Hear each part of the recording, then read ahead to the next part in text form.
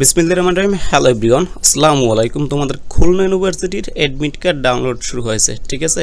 এখন যে বিষয়গুলো তোমাদের প্রশ্ন সেটা হচ্ছে ওয়েবসাইটে ঢুকতে পারতেছো না, এখানে কিভাবে ডাউনলোড করবা, দেন হচ্ছে কখন শেষ হবে। এখন তো শুরু হলো, আজকে শুরু হলো, অ্যাডমিট কার্ড ডাউনলোডটা কখন শেষ হবে।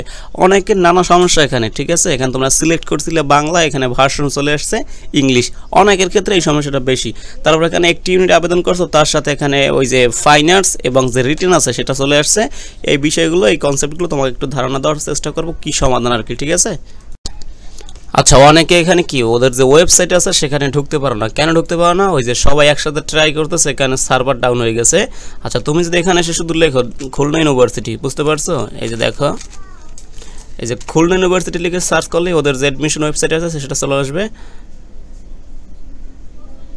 আচ্ছা, এই যে সেকেন্ড এখানে দেখো, এই যে ওদের অ্যাডমিশনস ওয়েবসাইটটা আছে, ঠিক আছে। এই যে KUSC.BD, এখানে যদি আমরা ক্লিক করি, যেটা আমি আগেই বলছি, ওই যে জগন্নাথের মতো সকল ইউনিভার্সিটির একসাথে অ্যাডমিট কার্ড ডাউনলোড করার জন্য এই যে দেখো সার্ভার ডাউন হয়ে গেছে ওদের, বুঝতে পারছো?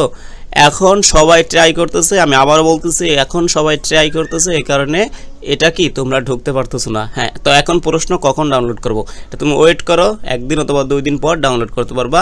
এবং যদি বলো শেষ ডেট কবে, আচ্ছা আসলে অ্যাডমিট কার্ডের শেষ টাইম হয় এখানে, মানে ওই যে যখন শুরু হয় তখন তো শুরু হয়ে গেছে নাকি, এবং শেষটা হয় পরীক্ষার 1 ঘন্টা 2 ঘন্টা আগ পর্যন্ত, এরকম মেবি থাকে বড় বড় যে ইউনিভার্সিটিগুলো, ঢাকা তারপর চট্টগ্রাম এগুলোতে। এখন তোমাদের এটাও এরকম থাকবে মেবি, ঠিক আছে। এখন শুরু হয়েছে, তোমরা পরীক্ষার আগের দিন বা পরীক্ষার 1 ঘন্টা বা 2 ঘন্টা আগ পর্যন্ত এই অ্যাডমিট কার্ড ডাউনলোড করতে পারবা। তো এটা সমস্যা নেই, আস্তে আস্তে ডাউনলোড করবা। তবে ডাউনলোড করার পরেও যে সমস্যাগুলো যেটা আমি বলছি সেগুলো সম্পর্কে যদি একটু বলি, অনেক যারা ডাউনলোড করছো বা এখানে করবা একটু পরে, ঠিক আছে, বা 1 দিন বা 2 দিন পরে, তাদের ক্ষেত্রে যে সমস্যাটা এখানে দেখো, এই যে ভার্সনটা আছে, ঠিক আছে, এটা অনেকের ইংলিশে আসছে, সে কিন্তু সিলেক্ট করছিল বাংলা, আসছে ইংলিশ।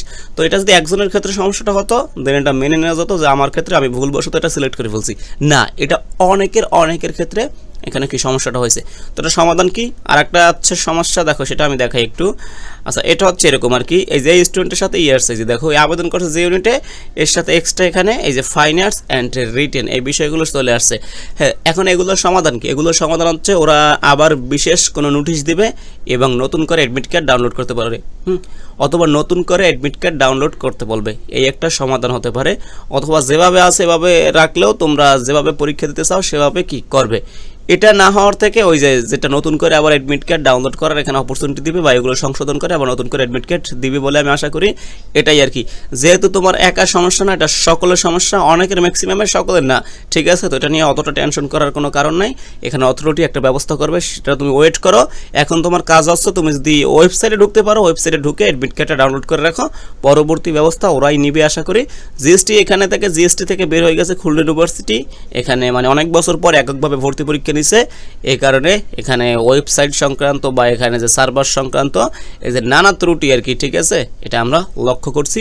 অবশ্যই সমাধান করবে বলে আমরা আশা করি।